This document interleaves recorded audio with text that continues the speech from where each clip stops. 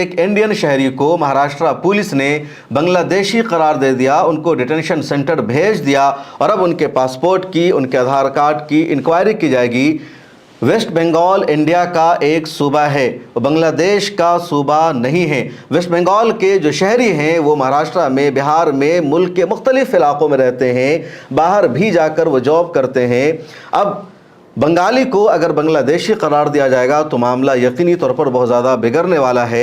महाराष्ट्र के थाने में जो मुंबई से सटा हुआ है, वहाँ वेस्ट बंगाल की एक फैमिली रह रही थी। अब वहाँ 3 औरतें हैं और एक बच्चा है। उन चारों को महाराष्ट्र पुलिस ने गिरफ्तार कर लिया है, डिटेंशन सेंटर में भेज दिया है। महाराष्ट्र पुलिस कह रही है कि सब के सब बांग्लादेशी है, जबकि उनके पास आधार कार्ड है, पासपोर्ट है। और वेस्ट बंगाल के जिस इलाके से ये सब फैमिली ताल्लुक़ रखती है, वहाँ की लोकल पुलिस ने भी कंफर्म कर दिया कि ये यहीं के शहरी हैं। इसके बावजूद उनको रिलीज़ नहीं किया जा रहा है और कहा जा रहा है उनके डॉक्यूमेंट्स की जांच होगी। ऑल इंडिया मजलिस इत्तेहादुल मुस्लिमीन के महिला विंग की लीडर है रुबीना अमार, उन्होंने एक वीडियो जारी की है और इस पूरे मामले पर उन्होंने आवाज़ उठाई है। आप सुनिए। अस्सलाम वालेकुम, मैं रुबीना अम्मार पटेल। यहाँ पे तुलिंग पुलिस स्टेशन से हमें पता चला, हमारे मुस्तफ़ा भाई जो है उनका फ़ोन आया था हमें, तो ये जो यहाँ पर एक बच्ची है और 3 महिलाएं हैं, एक एजेड है, उसमें उनको जो है डिटेंशन सेंटर में डाल दिया गया है इस बेस पर कि वो जो है बांग्लादेशी है, उनको बताया जा रहा है। जबकि इनके सारे डॉक्यूमेंट्स यहाँ पर जमा है। फ़ोन के साथ में इनका जो है पासपोर्ट हो गया, आधार कार्ड हो गया, पैन कार्ड हो गया, सारे जितने ऐसे डॉक्यूमेंट्स जिसको सुप्रीम कोर्ट भी नकार नहीं सकती है, बोल नहीं सकती है कि ये इंडियन सिटीज़न नहीं है, उस डॉक्यूमेंट्स की लोग जो बोल रहे हैं कि हम क्रॉस वेरिफिकेशन करेंगे, ये बता रहे कि हम वेस्ट बंगाल के हैं। वेस्ट बंगाल के वहाँ के लोकल पुलिस स्टेशन के पीआई से भी हमारी बात हुई है। उन्होंने बताया है कि ये हम इनको जानते हैं, ये वहीं के रहवासी है। इनका पूरा जो है क्रॉस वेरिफिकेशन में हमने इनके सारे डॉक्यूमेंट्स देख चुके हैं कि जो सही है, वो होने के बावजूद भी यहाँ के पुलिस स्टेशन के जो पीएसआई है राहुल सर, यहाँ के पीआई है, वो लोग बोल रहे कि नहीं, हम लोग अभी इनको जो है यहीं पर रखेंगे, हम जब तक अपना पूरा क्रॉस वेरिफिकेशन नहीं कर लेंगे, उस पासपोर्ट की जांच पड़ताल नहीं कर लेंगे, तब तक हम इनको नहीं छोड़ेंगे। तो ये मैं आप लोगों से ये एक सवाल पूछना चाहती हूँ कि पासपोर्ट बनने के बाद भी कोई ऐसी वेरिफिकेशन या कोई ऐसी चीज़ की ज़रूरत है कि जिससे वो बता सके कि वो इंडियन नहीं है? पासपोर्ट क्यों इशू होता है? पासपोर्ट इशू होने के बाद एक पुलिस वेरिफिकेशन होता है, जो वहाँ के लोकल पुलिस स्टेशन में जाकर ये बात पता की जाती है। वहाँ के अधिकारी पता करते हैं कि ये बंदा यहाँ पे रहता है कि नहीं रहता है। ये होने के बावजूद, ये पासपोर्ट बनने के बावजूद, इनका ये मैडम का जो है बर्थ सर्टिफिकेट होने के बाद भी इनको बोला जा रहा है कि ये सब सारे डॉक्यूमेंट फेक है आपके। तो ये किस बिना पर यहाँ के अधिकारी, यहाँ के पीएसआई पीआई बोले रहे हैं कि यहाँ के सारे डॉक्यूमेंट्स फेल है, फेक है? ये आप लोग किस तरीके से बता सकते हो? यानी हमारे जो सुप्रीम कोर्ट में जो इतने बड़े बड़े जज बैठे हैं, वो लोग के सारे फैसले यहाँ के पुलिस अधिकारी सुनाएंगे। अभी MIM इनकी क्या मदद करेगी? अभी MIM पार्टी जो है इंशाल्लाह ताला यहाँ पे खड़ी है। जब तक ये साबित नहीं हो जाता कि ये इंडियन है कि ये बांग्लादेशी है, ये बात जब तक साबित नहीं होगी, इंशाल्लाह ताला सारी MIM की पूरी टीम, यहाँ के जो जिम्मेदार है अम्मार पटेल, वो यहाँ पर पूरी अपनी जान लगाकर इंशाअल्लाह ताला इनको जो है हक इनका जो है उनको दिलवाएंगे।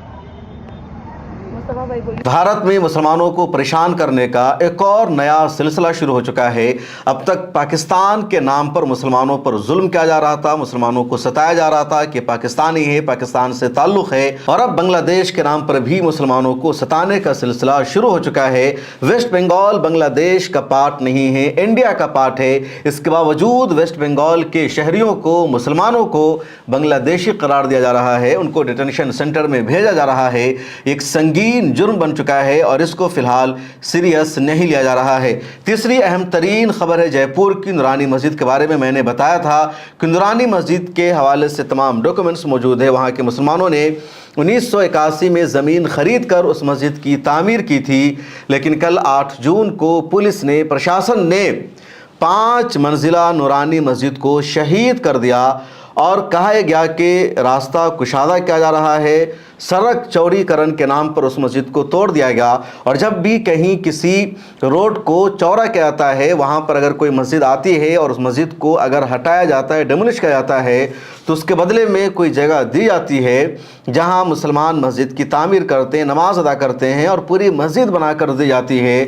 जयपुर के मालवीय नगर में मस्जिद को शहीद कर दिया गया, अल्टरनेटिव कोई जगह नहीं दी गई और ना ये कहा गया कि अब मुसलमान नमाज अदा कहाँ करेंगे। मैंने मकामी लोगों से बातचीत की तो उन्होंने बताया कि मुआवजा के नाम पर या अल्टरनेटिव जगह के नाम पर प्रशासन ने 10 किलोमीटर दूर एक जगह हम लोगों को दी थी और कहा था आप चाहें तो यहाँ पर मस्जिद बना सकते हैं, लेकिन हम मालवीय नगर के नंदी बाज़ार में रहते हैं, हमें यहाँ पर मस्जिद चाहिए, 10 किलोमीटर दूर जाकर हम कैसे नमाज अदा करेंगे।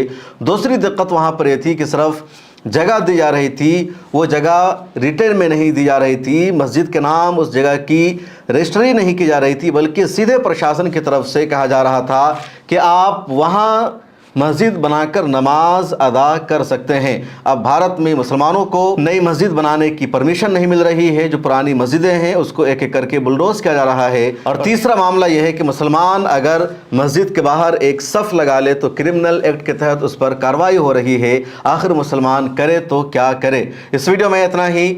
मिला टाइम्स की मेंबरशिप ले लीजिए, डिस्क्रिप्शन में लिंक मौजूद है, यहाँ पर QR कोड मौजूद है। गूगल क्रोम से आप इस QR कोड को स्कैन करेंगे, मिला टाइम्स की वेबसाइट खुलेगी जहाँ हमारा प्लान मौजूद है 99 रुपये का, 299 का, 499 का। जो हमारे इंटरनेशनल ऑडियंस है वो भी हमारी सब्सक्रिप्शन और मेंबरशिप ले सकते हैं। और सिर्फ मिल्लत टाइम्स मेंबरशिप की रिक्वेस्ट नहीं कर रहा है, बल्कि द हिंदू हो, इंडियन एक्सप्रेस हो, द वायर हो, जितने न्यूज़पेपर्स हैं, मीडिया हाउसेज हैं, वो सब सब्सक्रिप्शन की अपील कर रहे हैं, क्योंकि इसके बगैर कोई भी मीडिया हाउस नहीं चल सकता है। तो आप अपनी जिम्मेदारी समझकर मिल्लत टाइम्स की मंथली मेंबरशिप और सब्सक्रिप्शन लीजिए। मुझे दीजिए इजाज़त। अल्लाह हाफिज़। अगर आप चाहते हैं कि मीडिया के मैदान में हमारी कोई आवाज़ बने, मिल्लत टाइम्स मजबूत हो और इसी तरह आज़ादी के साथ ये इदारा काम करता रहे, तो आपको इसकी मंथली मेंबरशिप और सब्सक्रिप्शन लेनी होगी। ज़्यादा नहीं, महीने में 99 या 299 की भी आप मेंबरशिप लेंगे, ये इदारा मजबूत बनेगा। आपकी आवाज़ को इसी तरह मिल्लत टाइम्स उठाता रहेगा। यहाँ एक QR कोड आपको दिख रहा है, इसको आप स्कैन कर सकते हैं या डिस्क्रिप्शन में हमारी वेबसाइट का लिंक मौजूद है, उस पर क्लिक कीजिए। इस तरह का पेज खुलेगा आपके मोबाइल पर, जहां पहले अपना नाम लिखना है, जिस तरह कॉलम बना हुआ है फर्स्ट नेम एंड लास्ट नाम का। उसके बाद फ़ोन नंबर आपको लिखना है, उसके नीचे ईमेल ID आपको अपनी डालनी है, उसके नीचे I डिक्लेयर लिखा हुआ है जहां आपको टिक कर देना है। नीचे आ जाएंगे, पे नाउ का बटन मौजूद है, जैसे ही आप क्लिक करेंगे UPI एप्लीकेशन खुल जाएगा, खा गूगल पे हो, फ़ोन पे हो, पेटीएम हो या कुछ और हो, और वहां से आगे जो पेमेंट का प्रोसेस है उसको कंप्लीट करना है। इस तरह आप मिल्लत टाइम्स के मेंबर और सब्सक्राइबर बन जाएंगे।